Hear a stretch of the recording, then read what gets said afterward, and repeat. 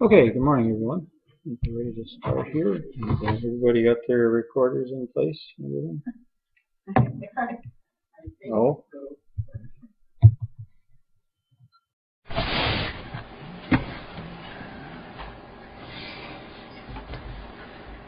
Somewhere around paragraph 2 to 4 there, eh? Yeah, 4. Yeah. Yeah, we finished. Paragraph 3. So we start in paragraph 4. So far what we've considered is about the invitation, I guess you could call it, the invitation of Christ and the saints to the world. This is after the resurrection and judgment. They issue an invitation to the world to submit to the divine authority that is at the hands of Christ and the saints. I do remember that some requests were made for this Jewish commentator on the sounding of the shofar trumpet. So anybody that wants to, if you want to just distribute these around, maybe to anyone.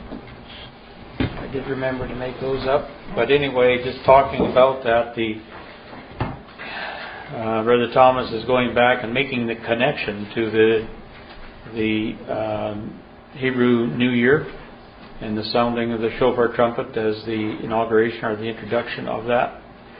And that was a type, of course, of this proclamation that was going out to the earth. And just as maybe a recap of that, we have a couple of summaries here. The first one is on the summary of the Day of Atonement on the first day of the 7th month of the religious year, but the first month of the civil year. So the religious year suggests the covenant, the civil year suggests the new political beginning. There was a memorial of the blowing of trumpets, so gathering the people together.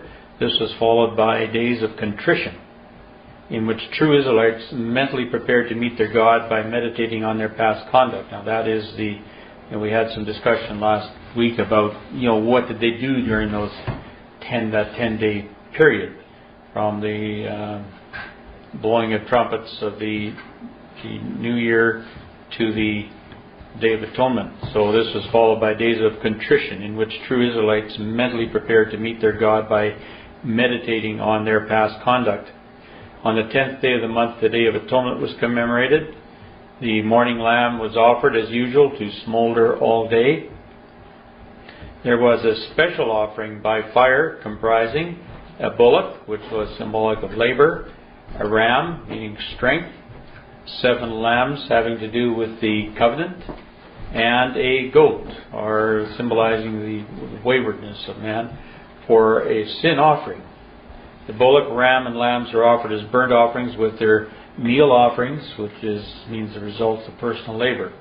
The burnt offering represented the offerer's complete dedication of self in relation to those things indicated by the offerings.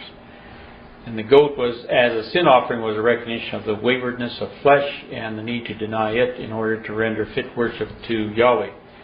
So that is kind of a type of what goes on in this proclamation period.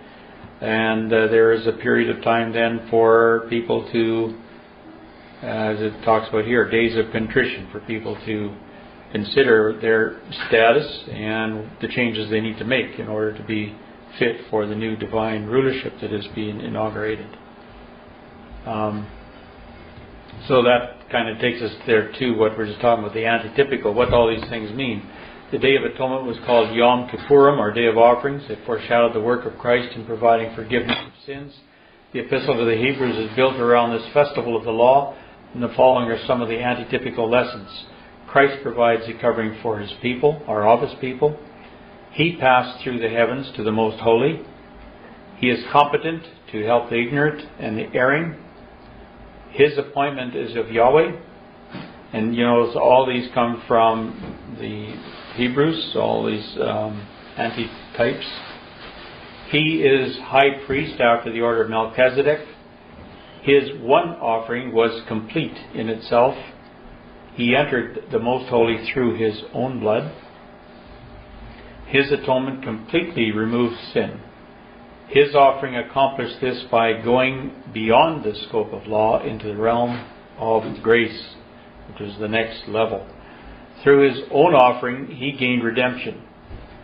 Through Him, both priest and priesthood were cleansed, and the Day of Atonement in the age to come will be extended to include the people.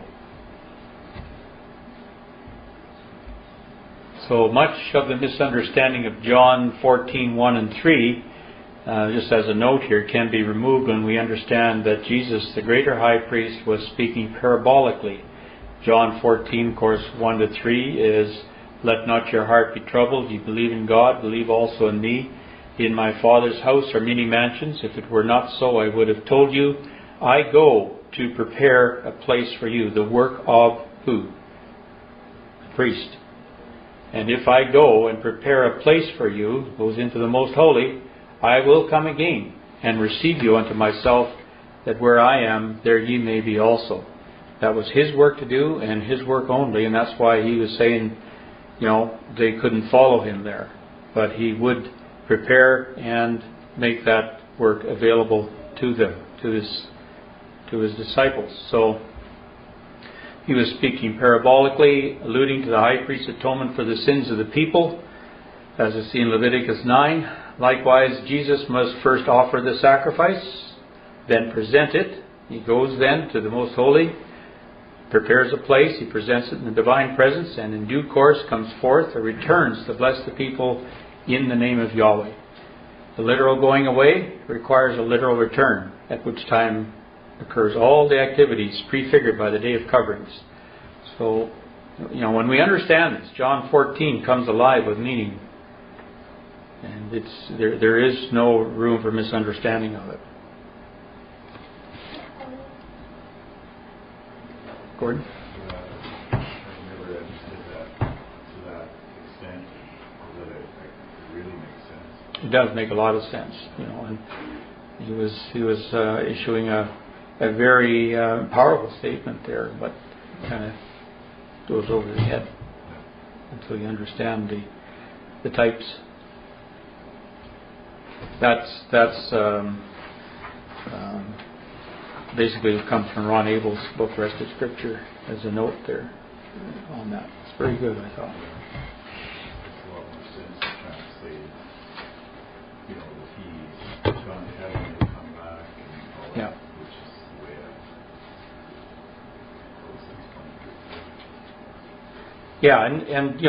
that's true. That's what He's done. But when you understand the work that He's doing there, like when you can go back to the priest and the Day of Atonement and the work that was done, that's what Christ was doing. He was accomplishing everything that was prefigured in that Day of Atonement by His work.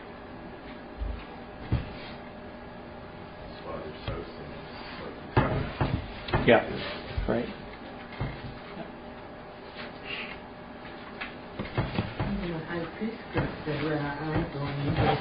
You can't come. That's right. That's exactly right. Yeah. But He will come back out and carrying the results of the work back to the people, and then they would be able to, through that work, meet their God, so to speak. Yeah. Enter in. Yeah. Yeah.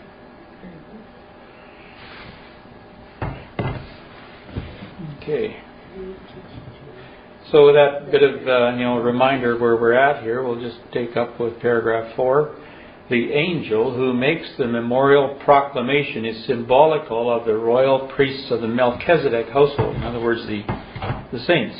It will be their work.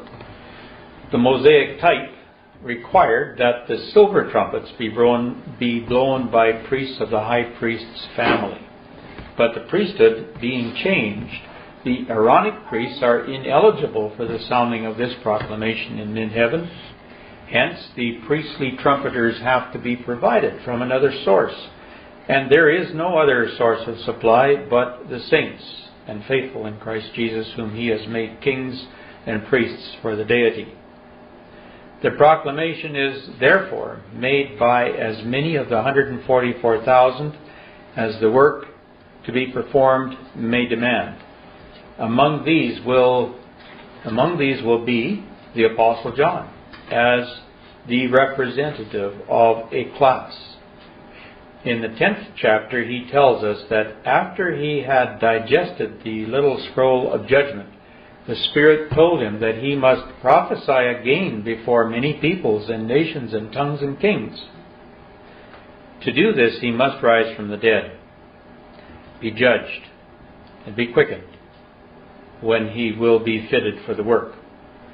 But it is too much for one man to accomplish in a short space allotted for the proclamation.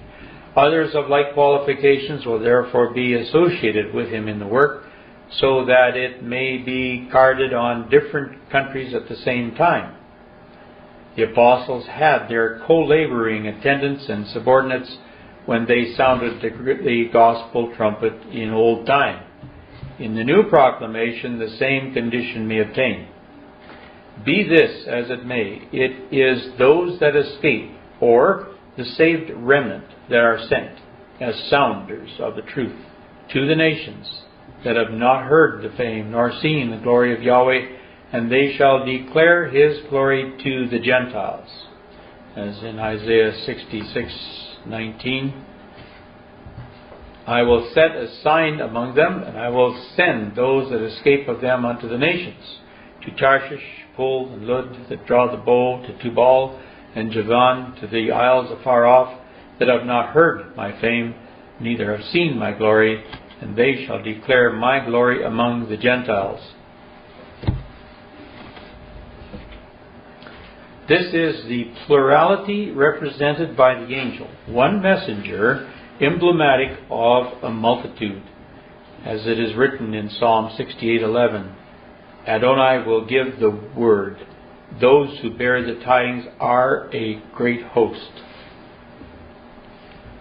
So just as a brief recap of the paragraph, the angel who makes this proclamation is representative of the multitudinous Christ, those who are the righteous redeemed and are called to be among the symbolic number of the 144,000. They go forth, make the proclamation.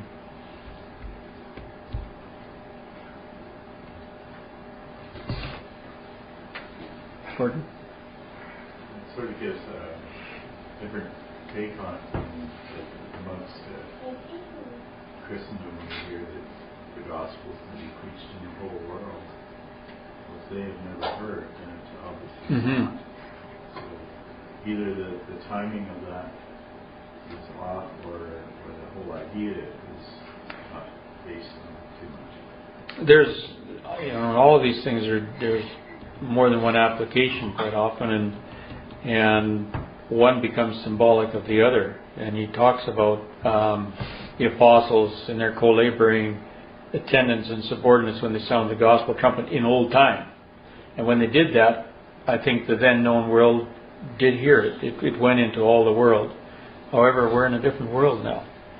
And I think there's probably a lot of places that have not heard, will not hear. And to pick up the slack on that, that's when the proclamation will be made. And yeah, I think it's beyond our scope now in this time to be able to do that.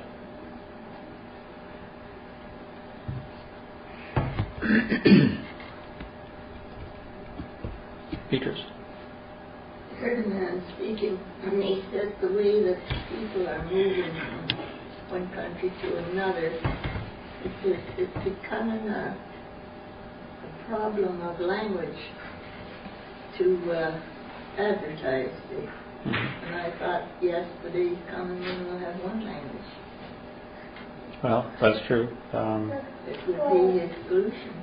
Whether that will obtain at that particular time, or whether that will still be at a we're talking at an early period of the 50-year time, and there may not. Well, yes, of a Pentecostal type of.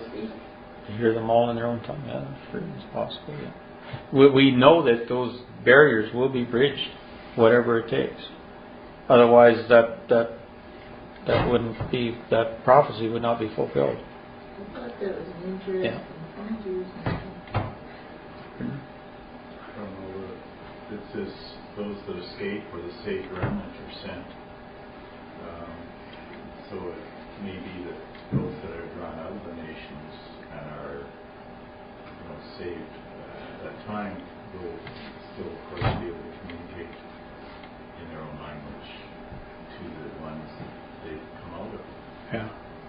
I think what he's talking about there are those who have come out from the world in this time of probation, would be those who escape and who are judged, found worthy. But yes, they'll be of all different languages. But I kind of like Beatrice's suggestion that we know what happened at Pentecost, and a similar sort of thing could obtain at that time. Delma?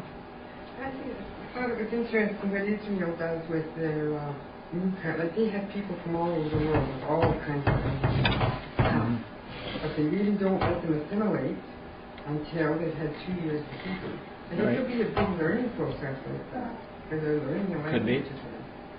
Yeah. And then they all speak, and then by the next generation, It's true. It'd be it'd be a big program, but I mean, like I say, there's time. There's time to do it. Sid? People learn the language really quickly when they're in the country. When you think about the process that has taken place many times in the world in the last 15 years, where people have been assimilated into a larger administration and have broken out and gone back to their original languages and in the name of independence, I can see that same process being set up and played out when the nations rise up against Christ at the end of 1,000 years. And that would be sort of the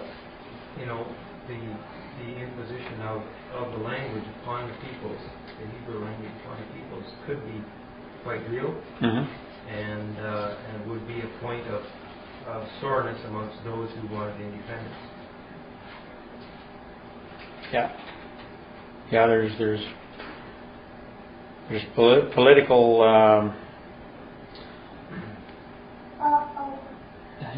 there's political ramifications to all of this, and it gets very involved. The language is very symbolic of people have a lot of pride in their language. It's symbolic of their identity and their nation and everything. It's what it's like in Canada with our two languages. It gets very political at times. But that is something that one of the things that will be overcome in that time, and it will probably not come easy, not without its attendant trials. Gordon? Well, that Babel was the confusion of the languages, right. And therefore that would be the undoing of that. Eventually. Right. To the uniting of the world under one language, one government. Yes, I think that at this particular time, I believe it's after that initial, after the initial defeat of Gog and his hosts, and that will have had a tremendous impact on the world as far as establishing the divine presence and authority, and I think that will certainly help a lot in what has to be done thereafter. Highway goes out of Egypt into Assyria. There's a lot of things that take place that tend to unite the nations, and the bridging of the language barrier certainly would be a part of that, I think. I noticed there that there's more than just shofar trumpets involved. The shofar horn. There are the silver trumpets as well. And he brings this out here, and it's alluding to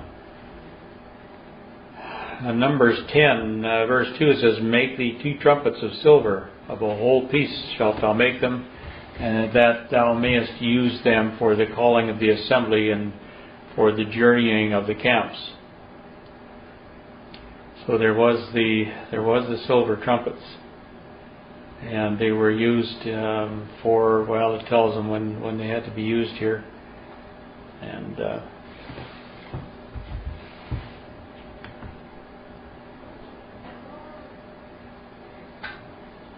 verse 8, he just says, he talks about if the trumpet give an uncertain sound, who shall prepare himself for the battle. And verse 9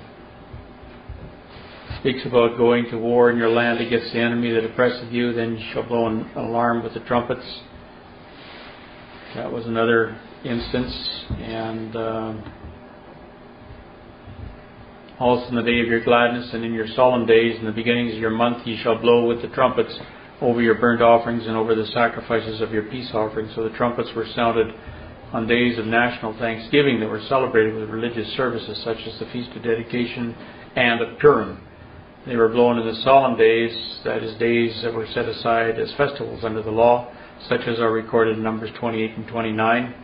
They were also blown at the beginnings of the months, which were celebrated with religious services as denoting new beginnings. So I think there was more than just the shofar horn that was used in these. I think the silver trumpet was used for the sounding of the calling to attention that this feast was, it was time to observe the feast of whatever type it might have been. The army. Yeah.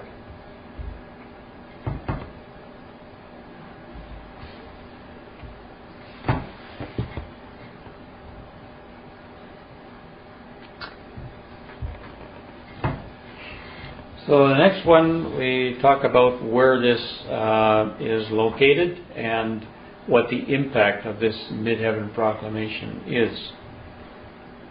The proclamation is to be made through mid-heaven. This is the air into which the judgments of the seventh vial are to be poured after the proclamation of the message or word given is finished. It is the political area of Babylon the Great. And I think you were just mentioning that, Gordon, in your comment about this. This is the subduing of Babylon the Great that is after which all this takes place. So it is the political area of Babylon the Great, which instead of being as now the highest heaven of the political world, will occupy a middle station between the worshippers of the beast and the new throne established in Mount Zion. The mid-heaven is the political firmament occupied by all the ranks, orders, and degrees of the world rulers, the supreme and subordinate governors of those many people, nations, and tongues before whom John is to prophesy again. This will be an exceedingly interesting time when the clergy of all orders, the spirituals of wickedness in the heavenlies, shall be confronted by the apostles and saints and proved to be liars and impostors before the world. And richly do they deserve to be exposed to this shame and contempt. They will no longer be permitted to deceive the hearts of the simple with good words and fair speeches with impunity. The sheep's clothing will be stripped off them, and the wolf undisguised will be revealed. High and pompous ecclesiastical titles will then be at a discount, and regarded only by those who come to obey the proclamation as the tinsel bespanglement of vain and foolish men. The occupation of the clerical false prophet of the world will be gone, for the loftiness of man shall be bowed down, and the haughtiness of men shall be made low. Yahweh alone will come to be exalted in that day. That's from Isaiah 2:17. So, recapping that, he's saying that the mid-heaven is a place of authority and power, the political and ecclesiastical heavens. The multitudinous Christ will rightfully occupy this position. There will be no more place given to the beast and his image, as the truth will be shown regarding its lies, deceit, and falsehood, and leading the ignorant to death.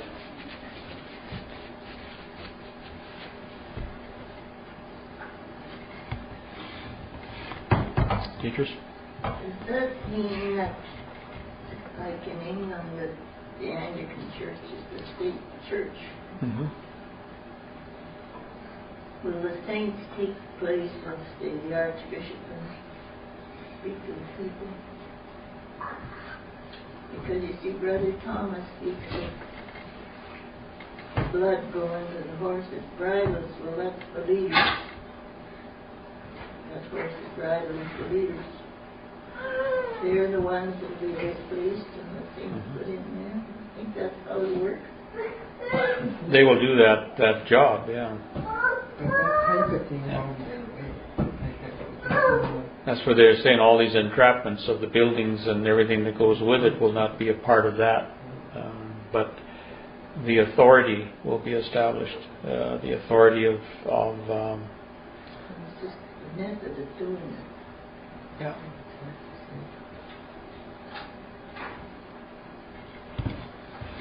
Gordon? I don't think it'd be fitting if they were just kind of slotted in to what looks like the church, because most people think of the church as just one church. And the church, I think, will still exist for quite a while. I mean, that's a part of the Catholic confederacy that is the last to be overthrown, really. So I think that exists for quite a while. But what it's talking about here is the authority of the proclaimers supersedes the authority of that goes forth from the church. Yeah. It has to be seen as the opposition. Yeah. And it will be thought of in many circles as the Antichrist. That's it. I think, too, I've heard it said that there will be a backlash happening once once the general population that is remaining becomes aware that they've been sold a bill of goods all down through the ages, and that really fits because then you have the work of the multitudinous Christ showing the truth as opposed to the lies, and so then that would be the beginning of that process. So they would be brought down in the end by the very people that they had deceived. There'd be a little bit of poetic justice happening. Right. The political supremacy will already be occupied by Christ and the saints because that first phase of the Armageddon battle is over. But the religious battle, the battle to overthrow the religious powers, which will kind of take and occupy the place that formerly was occupied by Gog, happens toward the last of that 50-year period. I think first it is a military imposition of that political will of Christ's rule. The second may be more a battle within, initially a battle within the heart of that, to establish some new thinking in order to have. I mean, they could destroy the church, but it still wouldn't destroy what's in people's hearts and minds about what it taught until there is some background work done for them to rethink their position. And the proclamation goes out to accomplish that, to win the hearts of the people over. Yeah.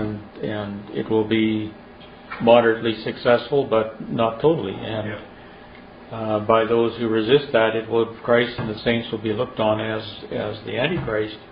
And so there will be a military mustering towards the time of the end to finally and once and for all overthrow this Antichrist.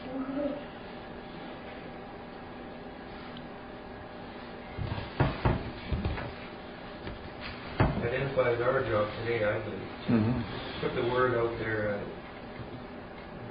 principally about the Antichrist. I think it should be a big and important part of our message, so that when that time comes for people to look at this situation and think about, is this the Antichrist or is it Christ? We've given them some kind of an information to work with.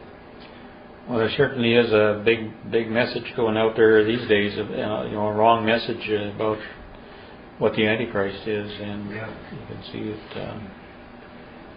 having its adverse effects, and when things come to a head. it's going to cause people to look on Christ once again, like the Pharisees did, and call him the child of the devil. We have sort of John the Baptist's duty on our plate, really, you know. Voice of one crying in the wilderness, prepare ye the way of the Lord.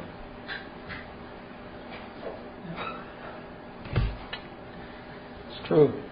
Same conditions in this, really. Yeah. Ignorance of God's word and being convinced that the one who comes to claim his title is an impostor. Right. But the world is looking for something. Yeah. No. They want it now. Yeah. No description. That proof that God is not that popular. I want to put that chapter. Which one is that? The latest Pope. Oh, the Pope, yeah. He's not Yeah. that popular. Yeah. That John, I just forget where we read it about John. Yeah, that right at the top of the page. It didn't talk about the apostle. It talked, is that John on the Isle of Patmos, or is it? Yeah.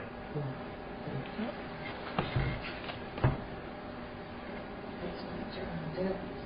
No, this was the yeah. See this man that was talking, he said there's got to be some means of getting, democracy spread over the world. Well, true democracy, yes.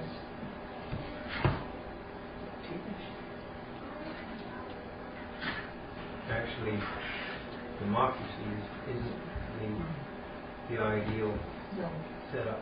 It's dictatorship. but it's people who are in, Yeah. That's the tail driving the ox. yeah. See, the loftiness of man, you go down.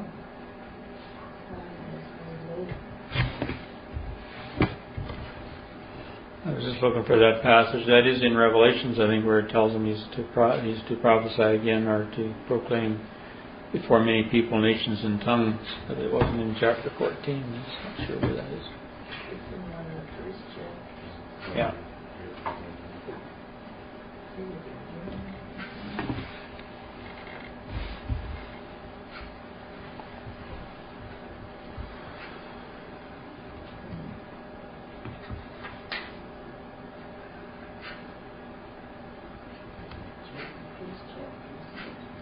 Is it in the first chapter? Because see, but a lot of people these days don't know who John the Apostle was.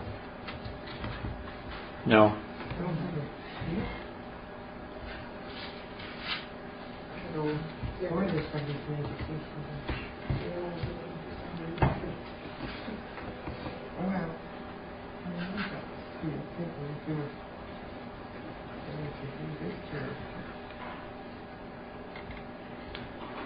Anyway, the point is that he was to do it, and he is to be a part of it, and he is representative of a class that will be doing that.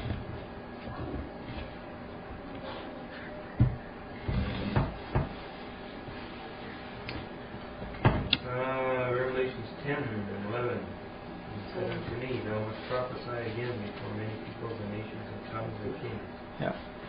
And that's a similar chapter. That's a kin chapter to chapter 14, where it gives a picture of the end time.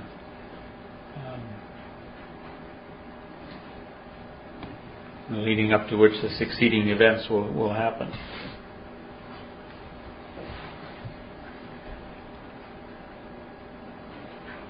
Okay, now he goes on to paragraph 6, and he talks about the situation, which is this the situation of the mid-heaven. And paragraph 6 is talking about mid-heaven as a place of power, as is shown by the angel to King David. The situation is illustrated by 1 Chronicles 21:16, where it is stated that David saw the angel of Yahweh stand between the earth and the heaven, in mid-heaven, having a drawn sword in his hand, stretched out, as he was just going to afflict Jerusalem with impending judicial visitation. 1 Chronicles 21 and 6. 16 is it? Yeah. David lifted up his eyes and saw the angel of the Lord stand between the earth and the heaven, having a drawn sword in his hand, stretched out over Jerusalem. Then David and the elders of Israel, who were clothed in sackcloth, fell upon their faces. So that was and verse 15, preceding it, God sent an angel unto Jerusalem to destroy it. And as he was destroying, the Lord beheld and repented him of the evil, and said to the angel that destroyed, It is enough, stay down thine hand. So then he gave an opportunity, as it were, for change of direction on that. His position there was exhibited to David, as David saw it, that he might have time and occasion for obtaining the deliverance of the city from the wrath to come, so that the hovering of the angel was to show that there was room for escape on terms to be proposed, just as the Deity was going to inflict the punishment. So with the great host in mid-heaven, on their proclamation of the good news, the destruction of Babylon and the overthrow of the governments of the world are decreed. Nothing can save them from abrogation and obliteration. The proclamation invites mankind to abandon these spiritual and temporal institutions, in commanding them to fear the Deity and give glory to Him. It affords them time and opportunity for saving themselves from the impending calamities of the hour of divine judgment.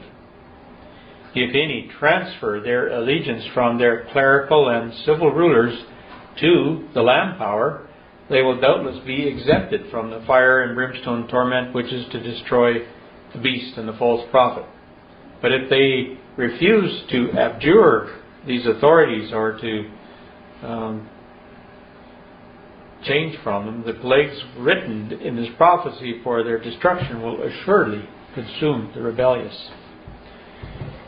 So, similar to the angel of Yahweh in the days of David, the multitudinous Christ will occupy this mid-heaven position and will proclaim the gospel to the mortal population, giving them opportunity to accept or else await the impending judgment. Accept Christ, accept the message, or await the impending judgment if they refuse it.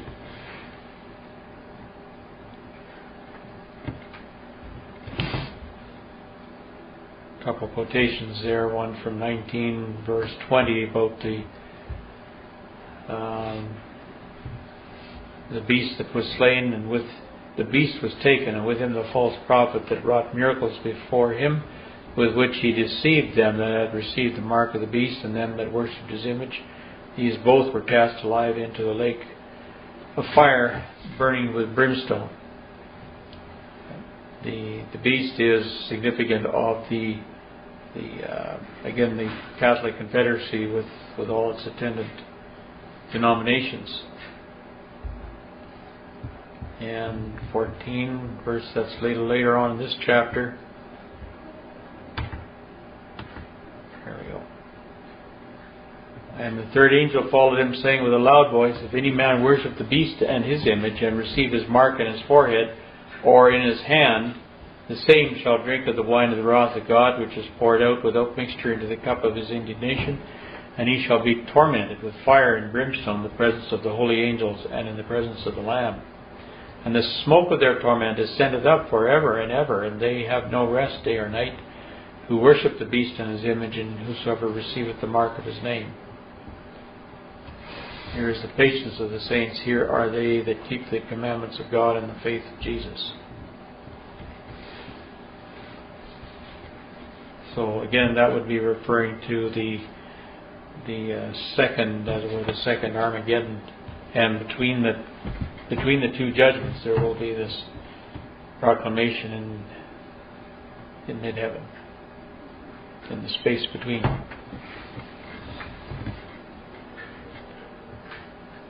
You know, it's a little bit like we talked about in the 7 habits about, you know, the space between action and reaction. You know, you give a space, you give a period of time there to consider. You know, is this something I really want to do or not? And that's a little bit like it's going to be on a higher spiritual and political level to people. Neither? I'm just trying to get my mind around. This is happening before the temple is built, right? Yes. Yes, this is the time of judgment before that. And I think it kind of goes on even now, even during, but it's inaugurated or begun before that. Therefore, the preaching of resurrection Mm-hmm. can make a mark on people. Yeah. Because I have told us that when I come back, I'll come and see you. Mm-hmm.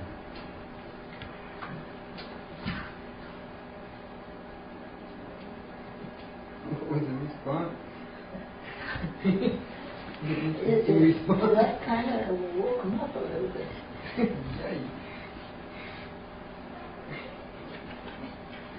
Yes, you would have been sorry.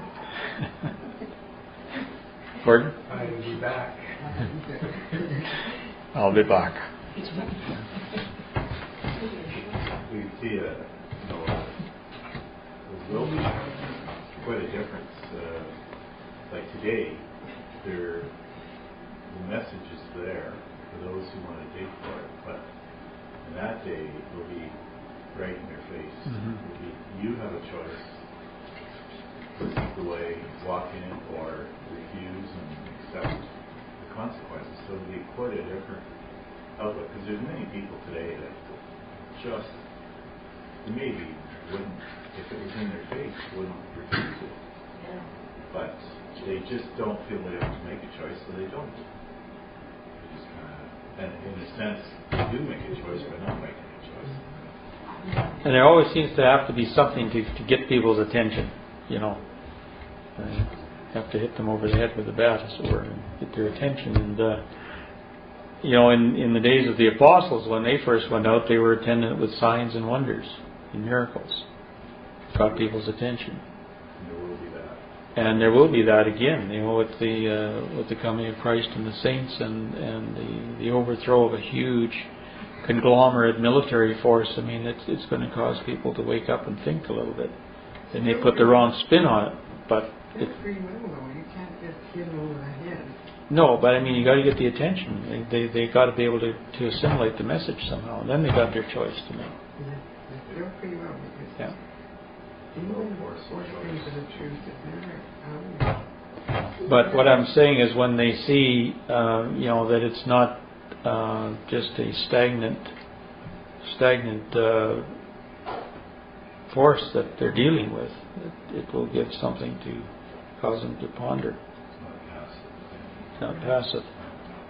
So I think we see almost a reversal of the process. You know, people generally at this time have an opportunity, whether they're even going to listen to the message or not, whether they just stop and listen to the message. And if they do stop and listen to the message, they have an opportunity to choose it. In the future, that message will be, like Gordon said, in their face. Servitude to God will be imposed. And so, but you have to remember that the whole mortal population goes through the process of exercising free choice when it comes down to the end, whether it's an upright. So it's kind of a reverse of that process. They will have it. They will be given it. It will be put in their face, and then they will have to maintain an obedience to it. And there will be a time of choice. It won't be when they first hear it. It'll be after they've had it for many, many years. They'll have the choice given to them again to continue to serve God or to choose to go along with this new independence movement. You know, you look at this passage about what happened in David's time, and it wasn't that God sent the angel just to say to the people, you know, you've been naughty and disobedient, you have to change. God sent an angel unto Jerusalem to destroy it, and as he was destroying, the Lord beheld and, said, now is the time. Hold back and issue a proclamation. But it wasn't before a lot of destruction had already taken place. So that's kind of what we're saying. That it always seems to be attendant with something that causes people to sit up and take notice. Similar, again, going back to the times of the apostles. I mean, there was a little different nature, but it was still something that caused them to sit up and take notice. Here were these men, speaking, healing people, speaking great things, and attendant with signs and wonders. So,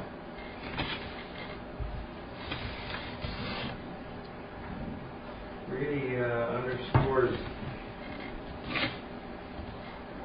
how thankful we can be in a dispensation when there isn't that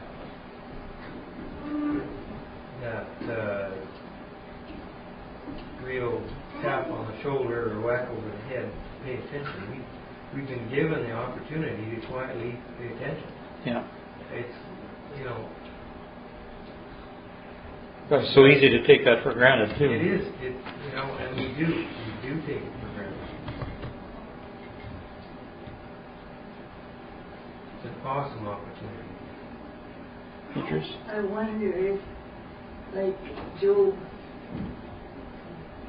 adversaries was skin for skin. Mm-hmm. All that a man has will he give for his life.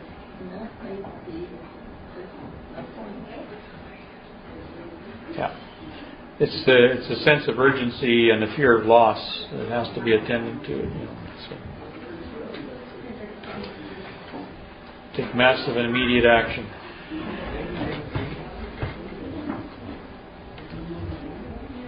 Okay, our time is up.